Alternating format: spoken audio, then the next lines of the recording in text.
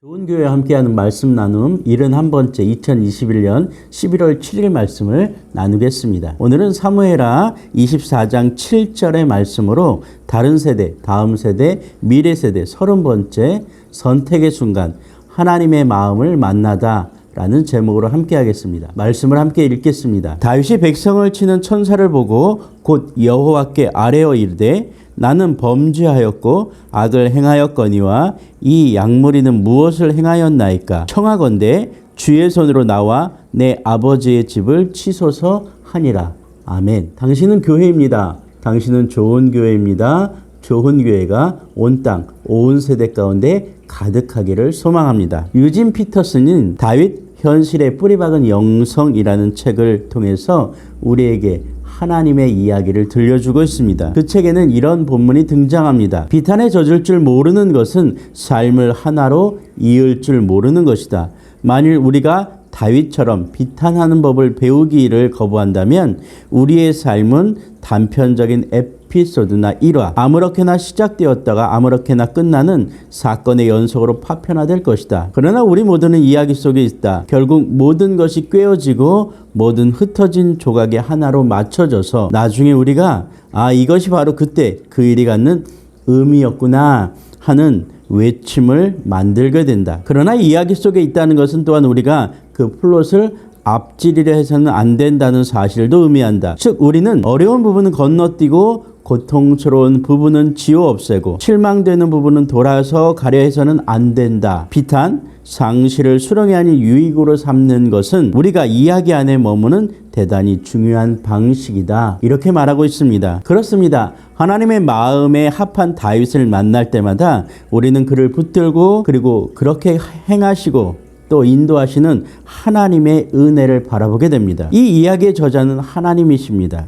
그것은 원대하고 광대한 이야기입니다. 그분은 우리가 이 이야기를 삭제, 편집하는 것을 탐탁하지 않게 여기십니다. 그러나 그분은 우리가 그 안에서 시를 노래하는 것은 참으로 기뻐하신다라는 것을 인정해야 됩니다. 라고 다시 한번 강조하고 있습니다. 오늘 우리가 읽은 본문 앞뒤의 이야기는 이런 이야기입니다. 24장 1절에서 9절까지는 다윗은 통치 말기 요압 등의 반대에도 불구하고 이스라엘 전역에 인구조사를 실시하게 합니다. 그리고 10절부터 17절까지는 인구조사를 다 마친 다윗이 그것을 죄로 여기고 크게 회개한 사실과 그로 인해 하나님께서 이스라엘 온역으로 크게 치사 7만 명이나 죽이신 사건에 대해서 낱낱이 기록하고 있습니다. 그리고 18절에서 25절까지는 선지자 갓의 지시를 따라 다윗이 아레우나의 타작마당에서 여호와께 번제와 화목제를 드림으로 이스라엘에 대한 여호와의 전염병 재앙을 그친 사실이 기록되어 있습니다. 오늘 본문이 들어있는 24장 1절은 이렇게 기록합니다. 여호와께서 다시 이스라엘을 향하여 진노하사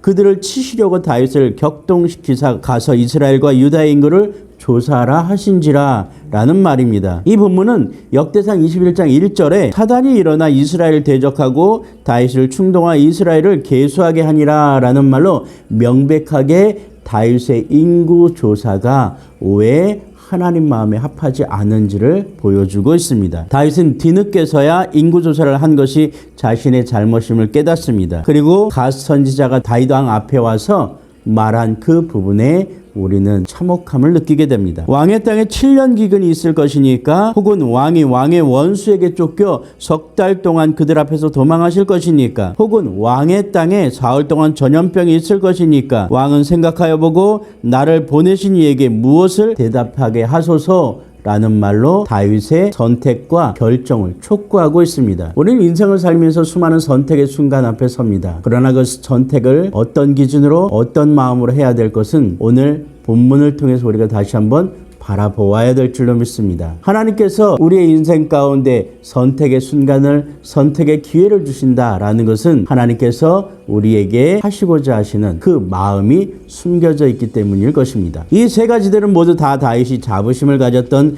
군사들의 숫자를 현저하게 줄이게 하는 형벌이었습니다. 다윗은 그러나 감히 어느 제한도 선택할 수 없었습니다. 여호와께서 친히 결정하시도록 물러서야만 했습니다. 다윗이 갓에게 이르되 내가 고통 중에 있도다 청하건대 여호와께서는 긍휼이 크시니 우리가 여호와의 손에 빠지고 내가 사람의 손에 빠지지 아니하기를 원하노라 하는지라라고 사무엘상은 기록하고 있습니다. 그리고 하나님께서는 이스라엘의 마지막 세 번째 재앙을 내리시고 7만 명의 목숨을 거두어 가십니다. 그러나 하나님은 지극하게도 자기 백성을 사랑하시는 분입니다. 그분이 그 백성을 심판받아 죽게 하시는 것은 여호와의 공의에 따라 주어진 마땅한 형벌이었습니다. 하나님은 자기 백성의 죽음을 아파하시는 분이지 즐기시는 분이 아닙니다. 여호와의 그 심판은 이스라엘의 죄로 말미암은 것이었습니다. 다시 한번 우리는 선택의 순간순간들을 되짚어 보아야 합니다. 수많은 경우의 수를 우리는 먼저 생각합니다. 그리고 아주 현명한 대처와 또 현명한 방법이 무엇인가, 또 현명한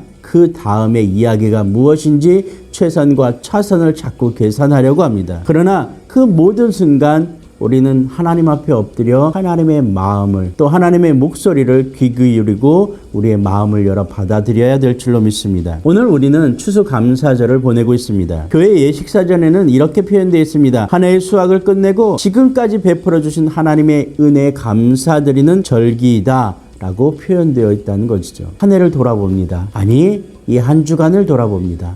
오늘 하루를 돌아봅니다. 얼마나 많은 감사의 이야기가, 감사의 은혜가 우리의 삶 가운데서 놓여져 있었는지를 다시 한번 하나님 앞에 엎드려 봅니다. 오늘 우리는 본문을 통해서 이렇게 질문하고 답할 수 있습니다. 하나님이 내게 주신 것이 무엇이며 나는 그것을 어떻게 계산하고 있었으며 어떻게 감사하고 있었는가? 그 계산을 뛰어넘는 감사를 우리는 진정 하나님께 드리고 있으며 드리려고 마음 잡았는가? 하나님께 돌아와 유진 피터슨의 말처럼 나중에 우리가 이것이 바로 그때 그 일이 갖는 의미였구나 라고 외치는 그러한 삶을 살아낼 수 있는 오늘 현재를 또 한 번 하나님 앞에 감사함으로 감격함으로 살아낼 수 있는 우리 좋은 교회 공동체 모두가 되기를 주님의 이름으로 부탁을 드립니다. 다윗처럼 하나님 앞에 회개하며 나와 또 하나님께 감사하며 감격하며 하나님의 뜻을 쫓는 하나님의 마음에 합한 그런 우리 모든 동역자들 되기를 주님의 이름으로 축복합니다. 그러므로 추수감사주일 이 한 주간이